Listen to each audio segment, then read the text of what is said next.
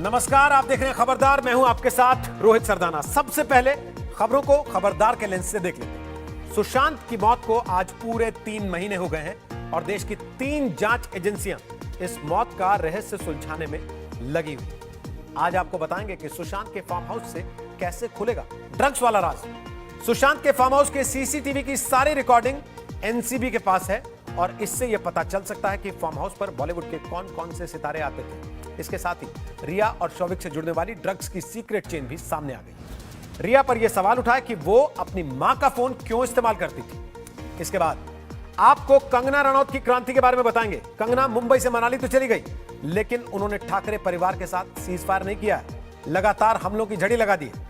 ऐसे में कंगना की 5 दिवसीय क्रांति का विश्लेषण जरूरी है। कंगना के सियासी मोर्चे से दूर चीन के साथ सामरिक मोर्चे पर भी गतिविधियां तेज हो रही हैं। प्रधानमंत्री ने चीन के खिलाफ बॉर्डर पर डटे भारतीय सैनिकों का हौसला बढ़ाया है, उनको हौसले की डोज दी है और चीन को कड़ा संदेश दिया। वहीं चीन का टैंक वाला डर भी सामने आ गया। भारत का निशाना दुश्मन के टैंकों पर है और चीन के टैंक कभी भी त्राहिमाम कर सकते हैं। इस माहौल में आज हम चीनी सेना की कायरता के जिंदा सबूत आप तक पहुंचाएंगे। ये मेरी सहयोगी श्वेता सिंह की एक्सक्लूसिव रिपोर्ट है। इसके साथ ही हम आपको बताएंगे कि कोरोना ब्लास्ट से कैसे लड़ रहा है भारत और सरकार के मुताबिक भारत में अब भी कम्युनिटी ट्रांसमिशन हुआ है या नहीं। और आज हिंदी दिवस के मौके पर अरुणाचल प्रदेश का हिंदी प्रेम आप तक पहुंचाएंगे। मेरी सहयोगी मनोज्ञा लोईवाल ने वहां से आपके लिए एक्सक्लूसिव रिपोर्ट भेजी है। यह रिपोर्ट आपको बताएगी कि कैसे अरुणाचल प्रदेश ने हिंदी को अपने माथे की चमकती हुई बिंदी बना ली। तो आज 14 सितंबर है और अभिनेता सुशांत सिंह राजपूत की मौत को पूरे 3 महीने हो चुके हैं। ईडी से लेकर नारकोटिक्स कंट्रोल ब्यूरो और सीबीआई यानी तीन जांच एजेंसियां सुशांत की मौत का रहस्य सुलझाने में लगी हैं। रिया चक्रवर्ती और उसके भाई शौविक चक्रवर्ती का पूरा ड्रग्स गैंग आज सामने आ गया और एनसीबी सच का पीछा करते करते सुशांत सिंह राजपूत के फार्म हाउस तक पहुंच गई।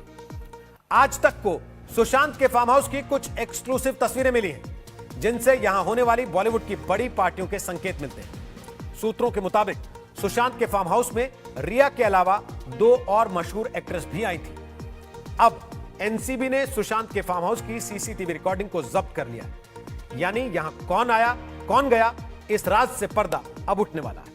एनसीबी के जाल में फंसी सुशांत सिंह राजपूत की गर्लफ्रेंड रिया चक्रवर्ती ने बॉलीवुड की बदनाम ड्रग्स पार्टियों के पीछे पीछे narcotics control bureau Sushant Singh Rajput के फार्म हाउस तक पहुंच गई। मुंबई से दूर ये वो ठिकाना है जहां नशे के शौकीन बॉलीवुड के स्टार और सेलिब्रिटीज मदहोशी में गोते लगाते थे। बड़ी बड़ी रेव पार्टीज होती थी। इसके फार्म हाउस में नशे के सबूत हाथ लगे हैं, नशे का सामान मिला है, कुछ प्रतिबंधित दवाएं मिली हैं। वहां हुक्के का इस्तेमाल बड और गांजा पीने के लिए भी किया जाता। तो को देखकर एनसीबी की टीम की आंखें खुली की खुली रह गईं। नशा करने में इस्तेमाल होने वाले इस सामान का बरामद होना इस बात का सबूत है कि सुशांत के फार्म हाउस पर ड्रग्स पार्टियां होती थी और इन पार्टियों में बॉलीवुड की हस्तियां भी शामिल होती थी। नारकोटिक्स कंट्रोल ब्यूरो की टीम की नजर अब सुशांत के फार्म हाउस पर है। एक लीड मिलने के बाद 8 सितंबर को एनसीबी की टीम सुशांत के फार्म हाउस पर गई थी, जहां की एक्सक्लूसिव तस्वीरें आज तक के पास मौजूद है। नारकोटिक्स कंट्रोल ब्यूरो की टीम ने जब सुशांत का फार्म हाउस खंगाला तो वहां से कुछ सुशांत की दवाइयां, नशे में इस्तेमाल होने वाली चीजें बरामद हुई। सुशांत के फार्म हाउस पुणे के पावना डैम के पास है। सुशांत के इस फार्म हाउस का नाम हैंगआउट और इस हैंगआउट वाले अड्डे के राज खोलने में एनसीबी जुट गई है। एनसीबी की नजर फार्म हाउस पर आने जाने वाले लोगों पर भी है। आखिर कौन कौन सुशांत के फार्म हाउस पर आता था, आखिरी बार यहाँ पार्टी कब हुई थी, उस पार्टी में कौन कौन से लोग शामिल हुए थे और उस आखिरी पार्टी में ड्रग्स का इस्तेमाल हुआ था या नहीं। एनसीबी इन सारे सवालों के जवाब ढूंढ रही है। एनसीबी ने सुशांत के फार्म हाउस और आसपास के इलाकों के सीसीटीवी का डीवीआर सीज किया है। इससे सुशांत के फार्म हाउस पर आने वाले लोगों का पता चल सकता है।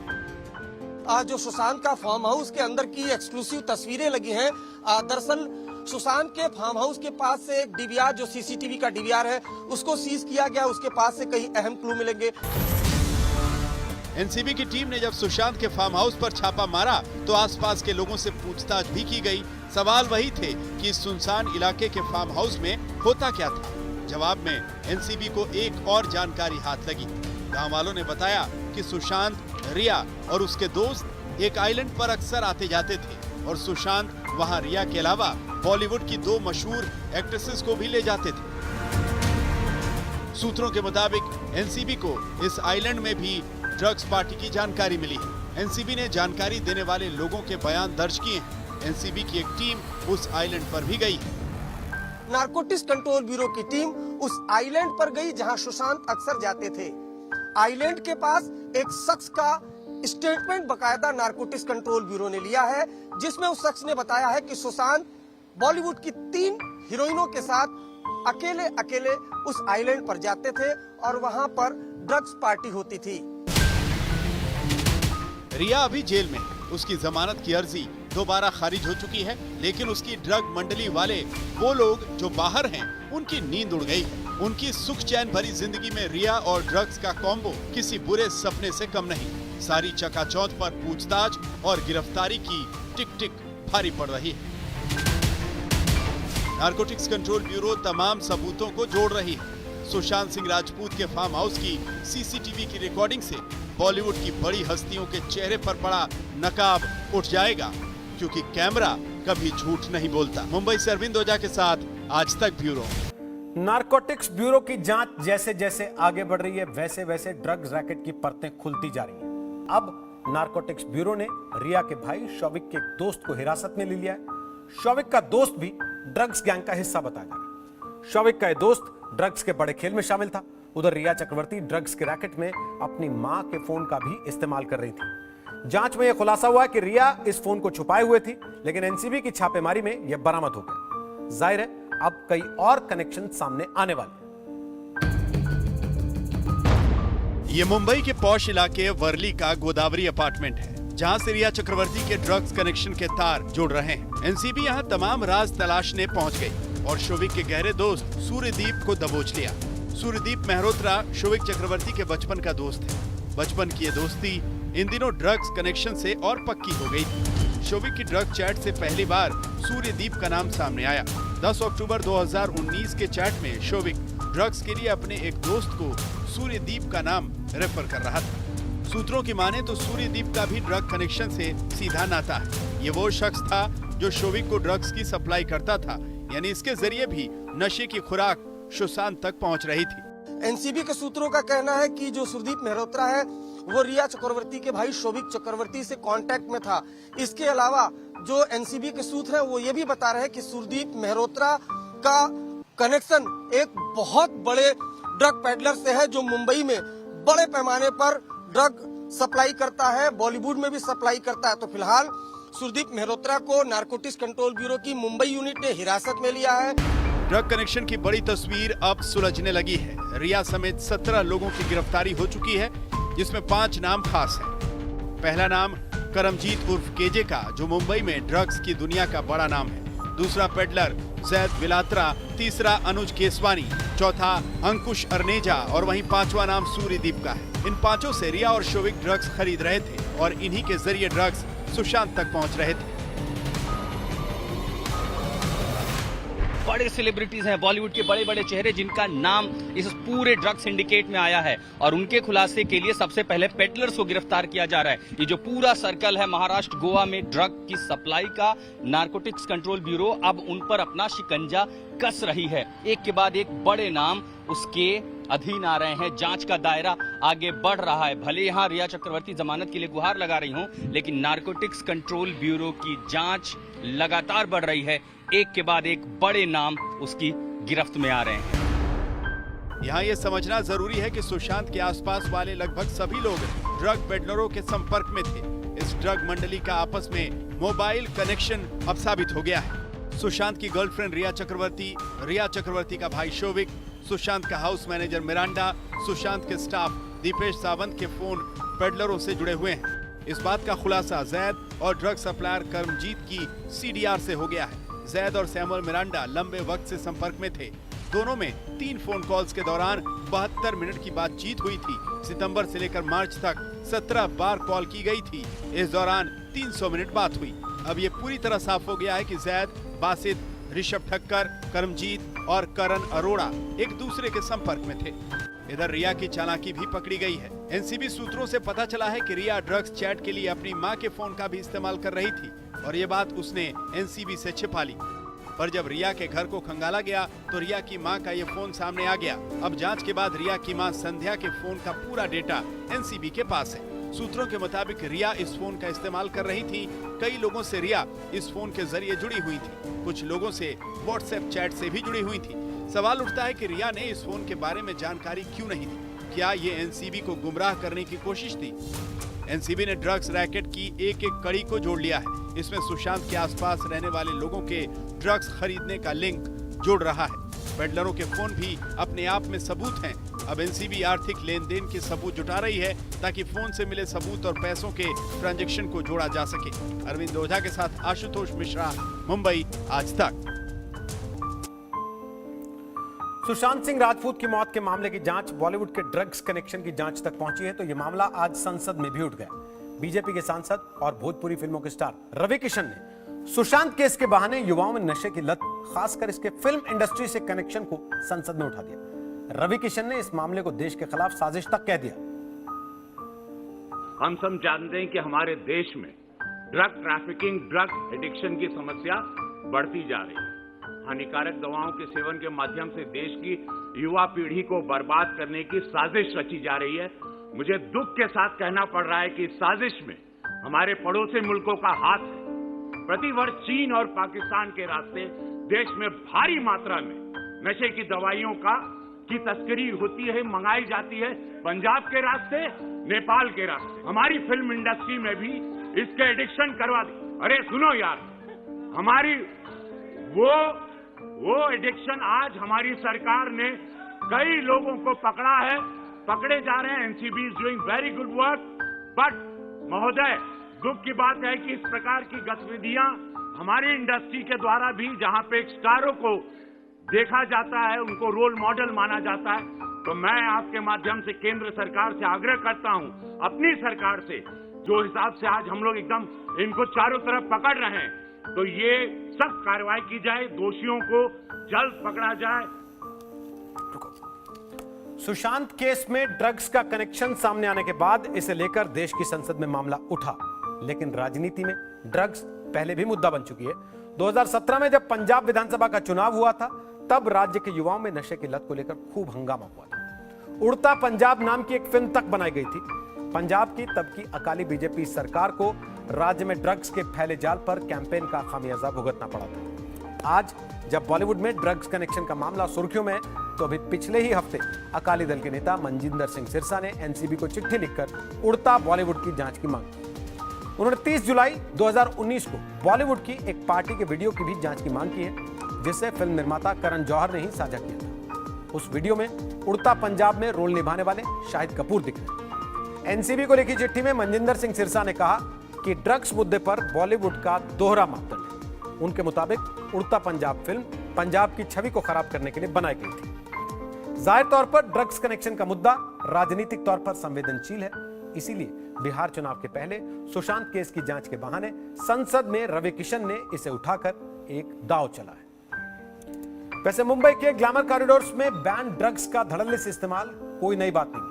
एक्टर सुशांत सिंह राजपूत की मौत ने बॉलीवुड में बड़े पैमाने पर अवैध ड्रग्स के इस्तेमाल को एक बार फिर से सुर्खियों में ला दिया। जांच एजेंसियों के रडार पर बॉलीवुड का ड्रग्स कनेक्शन भी है। वहीं देश के लोग ये देखकर हैरान हैं कि हिंदी फिल्म इंडस्ट्री में कितनी गहराई तक ड्रग पेडलर्स की पहुंच है। आज तक की डेटा इंटेलिजेंस यूनिट यानी DIU ने एम्स के national drug dependence treatment centre की एक रिपोर्ट और कुछ अंतरराष्ट्रीय स्टडीज का विश्लेषण किया और पाया कि भारत अवैध ड्रग्स का एक बड़ा केंद्र है। Global burden of disease study के आंकड़ों से पता चलता है कि 2017 में अवैध ड्रग्स ने दुनिया भर में करीब 7.5 लाख लोगों की जान ले ली थी। इनमें से 22,000 मौतें भारत में। समय से पहले होने वाली करीब 80% मौतों के पीछे अवैध नशीली दवाओं का सेवन भी एक कारण है। कुछ अनुमानों के मुताबिक पूरी दुनिया में ड्रग तस्करी का व्यापार $650 अरब यानी करीब 48 लाख करोड़ तक है। यह रकम स्वीडन, नॉर्वे, बेल्जियम जैसे देशों के जीडीपी से ज्यादा है। और दुख की बात यह है कि ड्रग्स की इस अर्थव्यवस्था में भारत का एक बड़ा हिस्सा है। भारत में 2018 के आंकड़े ये बताते हैं कि अफीम या हेरोइन का इस्तेमाल करने वालों की संख्या करीब 2 करोड़ 30 लाख है। यह संख्या 14 साल में 5 गुना बढ़ गई। इसके अलावा भारत में कोकेन का इस्तेमाल करने वाले करीब 10,70,000 लोग हैं। भारत में इंजेक्शन से ड्रग्स लेने वालों की संख्या 8.5 लाख है और भारत में 1 करोड़ से ज्यादा लोग सेडेटिव्स का इस्तेमाल करते हैं। भारत की आबादी में 1.3 करोड़ लोग भांग के अवैध प्रोडक्ट जैसे गांजा और चरस का इस्तेमाल करते हैं। यह नशा सबसे ज्यादा यूपी, पंजाब, सिक्किम, छत्तीसगढ़ और दिल्ली में किया जाता है। अफीम और हेरोइन के नशे की लत सबसे ज्यादा उत्तर प्रदेश में देखने को मिलती है, जहां करीब 10,70,000 लोग बुरी तरह से लत के शिकार माने जाते हैं। इसके बाद पंजाब में 7.25 लाख के आसपास, हरियाणा में 6 लाख के आसपास और महाराष्ट्र में 5.25 लाख के आसपास लोग नशे के आदी हैं। यहां यह भी याद रखना होगा कि बहुत सारे मामले रिपोर्ट नहीं होते, इसलिए जो संख्या आंकड़ों में दिखती है वो इससे ज्यादा भी हो सकती है। वैसे ड्रग्स की लत में एक बार फंसने के बाद उससे निकलना बहुत मुश्किल होता है। 44% लोग ड्रग्स की लत से बाहर आना चाहते हैं, लेकिन ऐसा कर नहीं पाते। एक सच यह भी है कि 75% लोगों ने ड्रग्स की लत को छोड़ने की कोशिश की, लेकिन उन्हें कोई इलाज नहीं मिला। सिर्फ 25% लोगों को ही इलाज मिला। नशे के खिलाफ लड़ने वाली दुनिया की तमाम बड़ी संस्थाएं आम आदमी की लत और किसी सेलिब्रिटी की लत को हमेशा अलग अलग नजरिए से देखती है। करीब 13 साल पहले संयुक्त राष्ट्र के ड्रग कंट्रोल बॉडी ने चेतावनी दी थी, अगर मशहूर हस्तियां नशीले पदार्थों का सेवन करती हैं और सिस्टम इसे लेकर लापरवाह रहता है तो समाज में बड़े पैमाने पर नशे की लत को बढ़ावा मिल सकता है। 2007 में इंटरनेशनल नार्कोटिक्स कंट्रोल बोर्ड की रिपोर्ट में कहा गया था कि नशे में डूबे सेलिब्रिटी नशीली दवाओं के दुरुपयोग के लिए ऐसे युवाओं को गहराई से प्रभावित कर सकते हैं जो इसे लेकर जागरूक नहीं। इसी रिपोर्ट में कहा गया था कि ड्रग्स लेने वाले सेलिब्रिटी अपराधियों के केस में ढीला रवैया नहीं अपनाना चाहिए, ताकि आम लोगों में एक सख्त और सीधा संदेश जाए। और ड्रग्स के नेटवर्क के बाद बात कंगना की क्रांति की। आज कंगना रनौत मुंबई से अपने होम टाउन मनाली लौट आई, लेकिन शिवसेना से उनकी लड़ाई में सीज फायर अब भी नहीं हुआ। कंगना ने जाते जाते कहा कि उन्हें मुंबई में डराया धमकाया गया, उन्होंने भारी मन से मुंबई छोड़ा है और उनकी पीओके वाली बात बिल्कुल सही निकली है। शिवसेना भी धमकियां देकर कंगना को ही सही साबित करने में जुटी है। जिस मुंबई को वो अगर पाक ऑक्यूपाइड कश्मीर कह रही है, तो इस पाक ऑक्यूपाइड कश्मीर में रहना कि नहीं रहना, इसका निर्णय अब मुंबई कर लेंगे।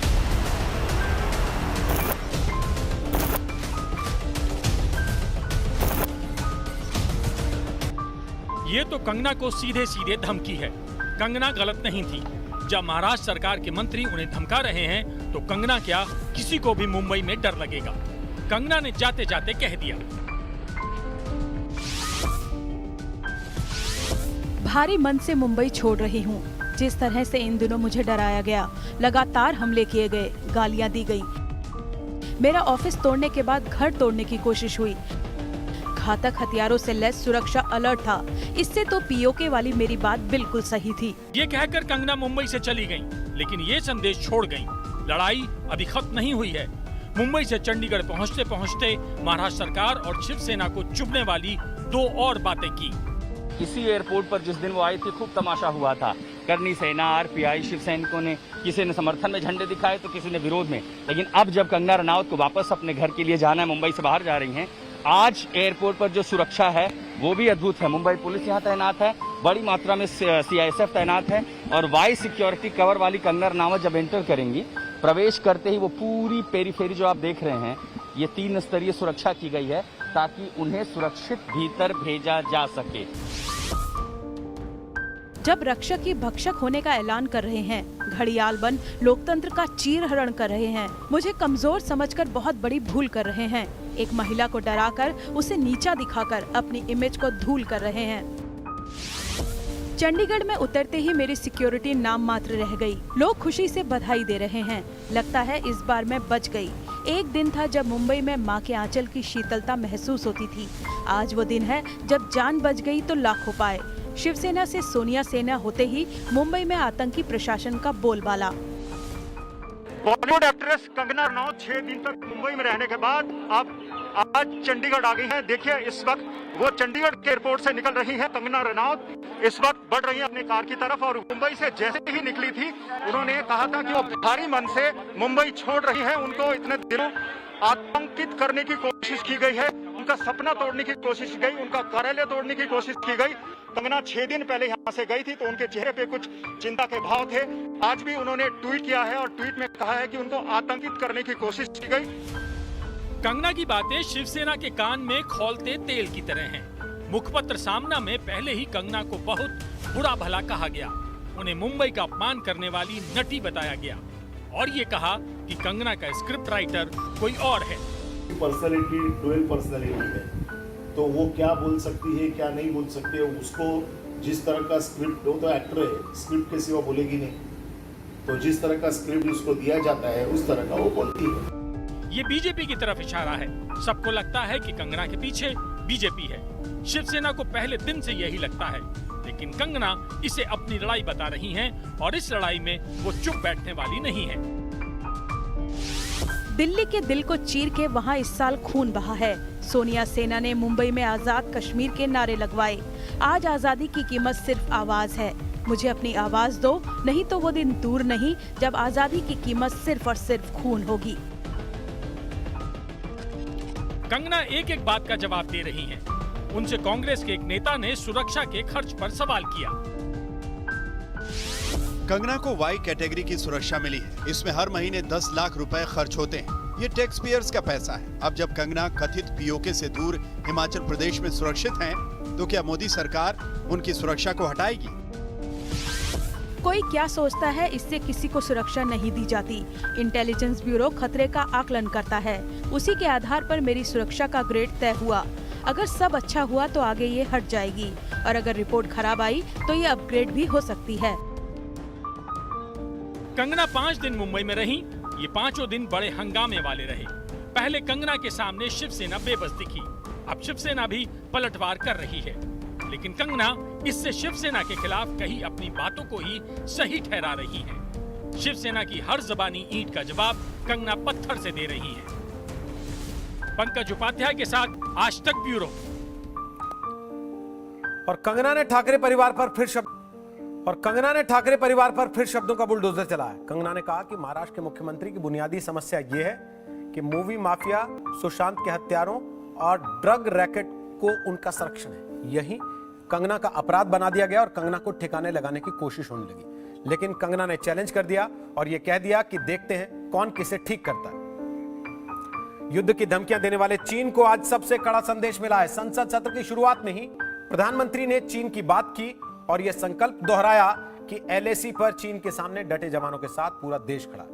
इस संदेश में चीन के लिए चेतावनी भी है। पहले आप प्रधानमंत्री की बात सुनिए, फिर आपको बताएंगे कि युद्ध की तैयारियां दिखाने वाले चीन का टैंकों वाला डर क्या है।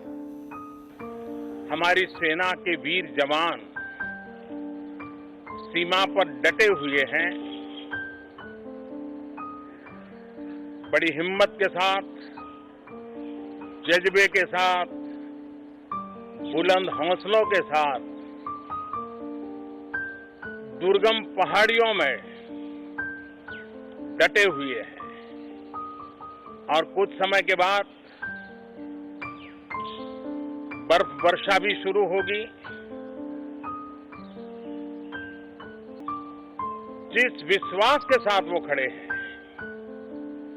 मातृभूमि की रक्षा के लिए डटे हुए हैं, ये सदन भी, सदन के सभी सदस्य एक स्वर से, एक भाव से, एक भावना से, एक संकल्प से वो संदेश देंगे सेना के जवानों के पीछे देश खड़ा है।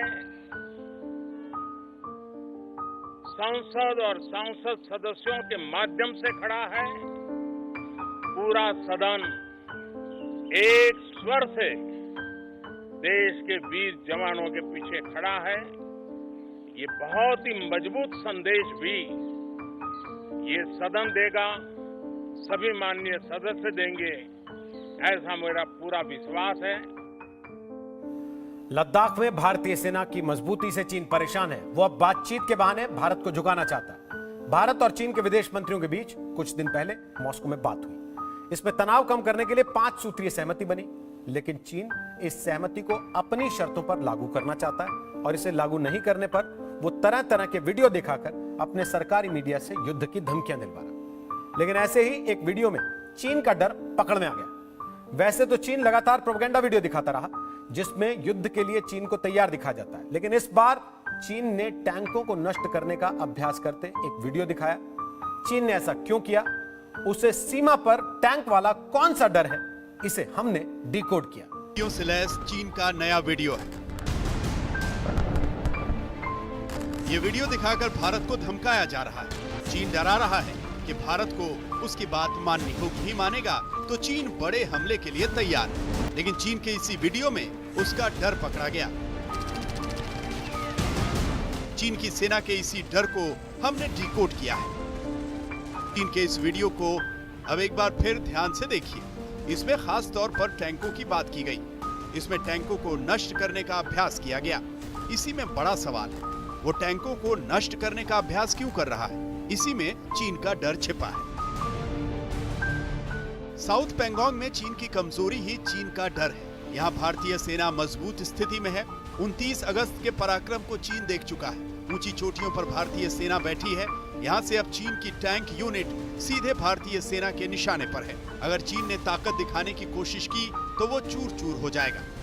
अब चीन का दूसरा डर समझिए। चीन की सेना की जो भी पोस्ट हैं, वहाँ से भारत के टैंक सिर्फ 10 किलोमीटर दूर ही हैं। यानी एक तरफ पहाड़ों पर बैठी भारतीय सेना के निशाने पर चीन के टैंक हैं, तो दूसरी तरफ भारतीय सेना के टैंक भी ज्यादा दूर नहीं है। चीन दोनों तरफ से घिरा है। उत्तरी लद्दाख के देपसांग इलाके के करीब LAC के पार चीन ने अचानक सैन्य ताकत बढ़ाई थी। भारत ने भी जवाब दिया और इस इलाके में बाहुबली T-90 भीष्म टैंक की पूरी रेजिमेंट तैनात कर दी। इसी से चीन घबरा गया। वो भारत को डराने चला था, लेकिन भारत के सख्ती ने उसे सख्ते में डाल दिया। LAC पर चीन के पास उसके टाइप 15 और टाइप 88 टैंक हैं, तो भारत ने इसके जवाब में T-72 और T-90 भीष्म टैंक लगाए हैं। लेकिन अब चीन टैंकों को नष्ट करने की ट्रेनिंग दिखा रहा है। ये वीडियो बनाकर और दिखाकर मनोवैज्ञानिक युद्ध लड़ रहा है। लेकिन युद्ध कोई वीडियो गेम नहीं है, ना ही चीन की ये चालें अब भारत के सामने चलेंगी। कोर कमांडर लेवल की बातचीत से ठीक पहले चीन की धमकियां और उसके ऐसे प्रोपेगेंडा वीडियोस चीन की ही डर की पोल खोल रहे हैं। चीन अब तक भारत के संकल्प को समझ नहीं पाया। उसे प्रधानमंत्री मोदी की ये बात बार बार सुननी चाहिए। उन्होंने भारत के संकल्प पर 2 महीने पहले ही कह दिया था, बात करोगे तो बात करेंगे, संघर्ष करोगे तो मुंह तोड़ जवाब देंगे। हम वो लोग हैं जो बांसुरी धारी कृष्ण की पूजा करते हैं, तो हम वही लोग हैं जो सुदर्शन चक्रधारी कृष्ण को भी आदर्श मान करके चलते हैं। इसी प्रेरणा से हर आक्रमण के बाद भारत और सशक्त होकर उभरा है। शिव अरूर के साथ आज तक ब्यूरो। और अब सवाल ये कि क्या भारत कोरोना संक्रमण की कम्युनिटी ट्रांसमिशन वाली स्टेज में पहुंच चुका है, जिसमें यह पता नहीं चलता कि किसे कब और कैसे कोरोना हो गया? सरकार की माने तो नहीं, लेकिन आंकड़े गवाही दे रहे हैं कि भारत अब कोरोना संक्रमण के तीसरे चरण में प्रवेश कर चुका है, और ये चिंता की बात है। विश्व स्वास्थ्य संगठन के मुताबिक दुनिया भर में पिछले 24 घंटों में कोरोना के संक्रमण के 2,33,224 नए मामले आए। इनमें से 92,071 नए मामले भारत में आए और 1,136 मौतें अकेले भारत में। यानी दुनिया भर में एक दिन में सामने आए मामलों में से करीब 40% भारत में है। पिछले 24 घंटे में दुनिया में कोरोना से 4,384 मरीजों की मौत हुई, जिनमें से 1,136 भारत में हुई। यानी पिछले 24 घंटे में दुनिया में कोरोना के 26% मरीज भारत में थे। भारत कोरोना संक्रमण के मामलों में नंबर 1 और कोरोना से मौतों के मामले में दूसरे नंबर पर पहुंच चुका है। और अब देश में कोरोना संक्रमण की रफ्तार इतनी तेजी से बढ़ रही है कि अमेरिका और ब्राजील में रोज जितने केस आ रहे हैं, उनसे ज्यादा केस अकेले भारत में दर्ज हुए हैं। लेकिन सरकार का कहना है कि डरने की जरूरत नहीं है, क्योंकि देश में कोरोना कंट्रोल में है। कोरोना से बनी जो परिस्थिति है उसमें जिन सतर्कताओं के विषय में सूचित किया गया है उन सतर्कताओं का पालन हम सबको करना ही करना है। और ये भी साफ है, जब तक दवाई नहीं तब तक कोई ढिलाई नहीं। पीएम मोदी का मैसेज साफ है कि लोगों को इतना फ्री होने की जरूरत नहीं है कि कोरोना को भूल ही जाएं।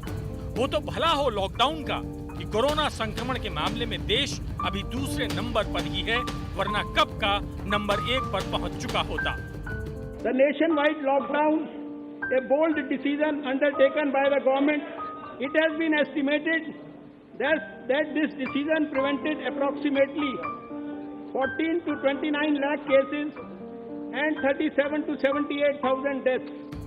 लेकिन जब से लॉकडाउन खत्म हुआ है, देश के साथ साथ कोरोना वायरस भी अनलॉक हो गया है। कोरोना संक्रमितों का कुल आंकड़ा 48 लाख के पार। रोजाना दर्ज होने वाले केस 92,000 से ज्यादा। कुल मौतों का आंकड़ा 79,722। हर दिन होने वाली मौतें 1,000 से ज्यादा। कोरोना संक्रमण के ये आंकड़े देखकर डरिए मत, बिल्कुल भी चिंता मत कीजिए। घबराने की कोई जरूरत नहीं है। ये हम नहीं कह रहे। मॉनसून सत्र के पहले दिन देश के स्वास्थ्य मंत्री ने जब कोरोना की स्थिति से देश को अवगत कराया तो उनकी बातों का सार यही था। I take this opportunity to congratulate our Prime Minister Shri Narendra Modi ji, who personally continues to monitor the situation and provided his leadership. Government of India has initiated a series of actions to prevent entry of the disease and contain it. यानी घबराने की बिल्कुल भी जरूरत नहीं है, क्योंकि सरकार ने अभी तक देश में कोरोना के कम्युनिटी ट्रांसमिशन की घोषणा नहीं की है। भले ही दुनिया में प्रतिदिन कोरोना के सबसे ज्यादा केस भारत में दर्ज हो रहे हैं। कोरोना संक्रमण के मामले में भारत जल्द अमेरिका को पीछे छोड़कर नंबर 1 पर पहुंच जाएगा। कोरोना से मौतों के मामले में भारत दुनिया में तीसरे नंबर पर आ गया हो। लेकिन चिंता मत कीजिए, केंद्रीय स्वास्थ्य मंत्री चाहते हैं कि देश पॉजिटिव सोचे, इसलिए उन्होंने कोरोना संक्रमण की पॉजिटिव तस्वीर भी देश को दिखाई। भारत में प्रति 10 लाख की आबादी पर सिर्फ 3,328 मामले सामने आ रहे हैं, जबकि केवल 55 लोगों की मौत हो रही है।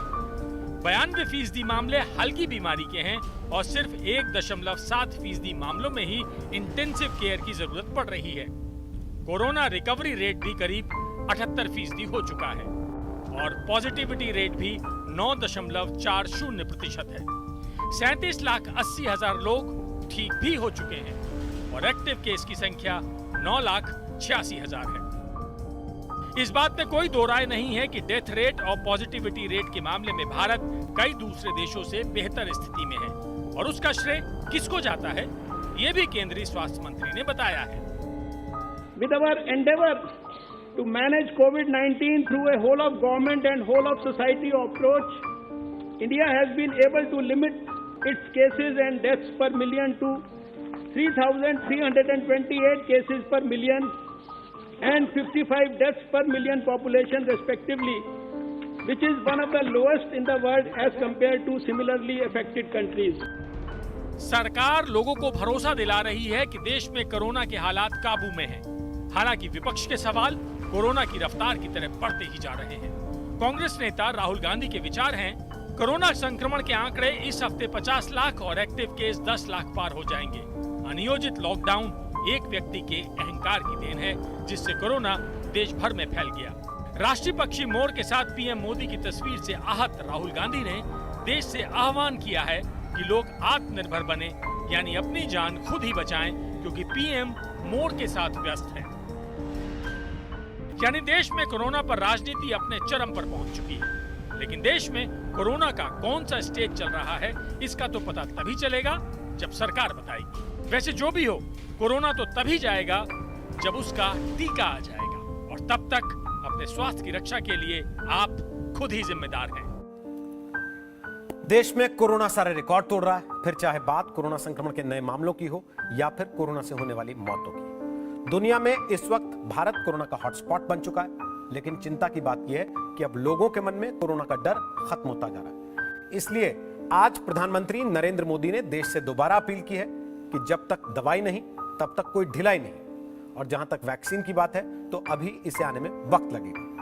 WHO के मुताबिक इस समय पूरी दुनिया में 180 वैक्सीन पर काम चल रहा है। 35 वैक्सीन क्लिनिकल ट्रायल से गुजर रहे हैं, 9 वैक्सीन फेज 3 यानी अंतिम दौर के ट्रायल्स में है, जबकि 145 वैक्सीन प्री क्लिनिकल ट्रायल्स के फेज में है, यानी उनका अब तक लैब में ही टेस्ट चल रहा है। विश्व स्वास्थ्य संगठन यह बात खुद कह चुका है कि अगले साल जून तक कोरोना के वैक्सीन के आने की कोई उम्मीद नहीं है, यानी जब तक कोरोना के खिलाफ कारगर वैक्सीन बाजार में नहीं आ जाती तब तक कोरोना से बचाव ही सबसे बेहतर इलाज है। हृदय की कोई भाषा नहीं है, हृदय हृदय से बातचीत करता है और हिंदी हृदय की भाषा है। हिंदी को लेकर ये राष्ट्रपिता महात्मा गांधी के विचार थे, लेकिन आज हिंदी दुनिया की सबसे प्रभावशाली भाषाओं में शामिल हो गई है। हम आपको यह बात इसलिए बता रहे हैं क्योंकि आज हिंदी दिवस है। हर साल 14 सितंबर को हिंदी दिवस इसलिए मनाया जाता है क्योंकि इसी दिन वर्ष 1949 में संविधान सभा ने हिंदी को भारत की आधिकारिक भाषा के तौर पर मान्यता दी थी। इसलिए अब हम आपको हिंदी से जुड़े कुछ रोचक तथ्य बताते हैं। वर्तमान दौर में हिंदी भारत के करीब 40% लोगों की मातृभाषा है। देश में करीब 77% लोग हिंदी बोलते हैं। अंग्रेजी, मैंडरिन और स्पेनिश के बाद हिंदी दुनिया भर में बोली जाने वाली चौथी सबसे बड़ी भाषा है। दुनिया में करीब 120 करोड़ लोग हिंदी बोलते या समझते हैं, यानी दुनिया भर में हर छठा इंसान हिंदी बोलता या समझता है। अमेरिका के 45 विश्वविद्यालयों सहित दुनिया के 176 विश्वविद्यालयों में हिंदी पढ़ाई जाती है। विदेशों में 25 से ज्यादा अखबार और मैगजीन रोज हिंदी में निकलते हैं। दुनिया के 150 देशों में हिंदी का अस्तित्व है, जिनमें Germany, Mauritius, Nepal, New Zealand, Singapore, दक्षिण अफ्रीका और अमेरिका जैसे देश भी शामिल हैं। अब हम आपसे हिंदी भाषा से जुड़ा एक सवाल पूछना चाहते हैं। क्या आपको पूर्वोत्तर भारत के इकलौते हिंदी भाषी राज्य का नाम पता है? उस राज्य का नाम है अरुणाचल प्रदेश। हिंदी दिवस के मौके पर अरुणाचल प्रदेश के हिंदी प्रेम पर आधारित यह विशेष रिपोर्ट आज आपको देखनी चाहिए। पानी ही हमारा जीवन है। उत्तर पूर्वी भारत के इकलौते हिंदी भाषी राज्य अरुणाचल प्रदेश में हिंदी भाषा का क्या दर्जा है, ये इन छोटे छोटे बच्चों की आवाज में झलकता है। गाँव काम आती है। हिंदी लैंग्वेज का जरिए हम लोग एक दूसरे को कनेक्ट कर सकता है, दूसरा ट्राइब से दूसरा ट्राइब तक। और हम लोग जब बाहर में जाने से हिंदी का ही जरिए हम लोग एक दूसरे को कन्वर्जेशन कर पाता है। तो हिंदी सबसे मेन इम्पोर्टेंट हम लोग का अरुणाचल में प्ले करता है। तो दूसरा में जैसे कि आसाम, वहाँ में आसाम खुद का अलग अलग लैंग्वेज है, लेकिन हम लोग का अरुणाचल में हिंदी मेन लैंग्वेज है। अरुणाचल प्रदेश की आधिकारिक भाषा तो अंग्रेजी है, लेकिन आम बोलचाल की भाषा हिंदी है। छोटे छोटे बच्चों से लेकर बड़े बुजुर्ग तक हिंदी को ही अपनी मातृभाषा मानते हैं और बोलते हैं। चारों तरफ हिंदी ही बोली जाती है। लोग आपस में एक दूसरे से हिंदी में संपर्क करते हैं। आप अगर दुर्गम गांव जहां पर सड़क की अच्छी खासी सुविधा भी न हो, फिर भी वहां अगर आप पैदल चलकर भी पहुंचते हैं तो यकीनन आपको गांव के बड़े बूढ़े जो है आपका जय हिंद कहकर ही स्वागत। और एक बड़ी खबर आपको इस वक्त और दे दें, जो कि उत्तर प्रदेश से आ रही है। यूपी की योगी सरकार ने एक बड़ा फैसला किया है। आगरा के मुगल संग्रहालय का नाम बदलने का ऐलान किया गया है। अब इस म्यूजियम का नाम बदलकर छत्रपति शिवाजी महाराज म्यूजियम कर दिया गया है। हमारे साथ इस वक्त कुमार अभिषेक आ गए हैं और जानकारी लेकर। अभिषेक, बताइए। रोहित, देखिए ये बड़ी खबर है, और जिस तरीके से मुख्यमंत्री योगी आदित्यनाथ ने एक ऐलान कर दिया है कि जो निर्माणाधीन म्यूजियम है उसका नाम छत्रपति शिवाजी महाराज के नाम से जाना जाएगा। तो आगरा का जो मुगल म्यूजियम है वो छत्रपति शिवाजी महाराज के नाम से जाना जाएगा, और बाकायदा इसका ऐलान मुख्यमंत्री ने अपने ट्वीट में किया है। रविवार को जो समीक्षा बैठक हुई थी आगरा में, उस बैठक के दौरान ही मुख्यमंत्री ने इस बात की चर्चा की थी और आज इसका बाकायदा ऐलान हो गया। तो कहीं ना कहीं ये एक बड़ी बात, और निश्चित तौर पर इस पर सियासत भी जमकर होगी, क्योंकि लोग ढूंढेंगे कि आखिर क्या कनेक्ट है उत्तर प्रदेश में शिवाजी महाराज का आगरा से, जबकि सरकार की तरफ से यह बताया गया है। चलिए, बहुत बहुत शुक्रिया कुमार अभिषेक आपका। वो कह रहे हैं कि गुलामी के प्रतीक चिन्हों का यूपी में कोई स्थान नहीं है, इसलिए योगी आदित्यनाथ का कहना कि मुगल संग्रहालय नहीं, छत्रपति शिवाजी संग्रहालय नाम रखेंगे। छोटा सा ब्रेक ले रहे हैं, आप देखते रहिएगा आज तक। नमस्कार, मैं हूं अंजना ओम कश्यप। हमें उम्मीद है ये वीडियो आपको पसंद आया होगा। लेटेस्ट खबरों के लिए यूं ही देखते रहिए आज तक, और इस वीडियो के पसंद आने पर लाइक, शेयर एंड सब्सक्राइब करना ना भूलें।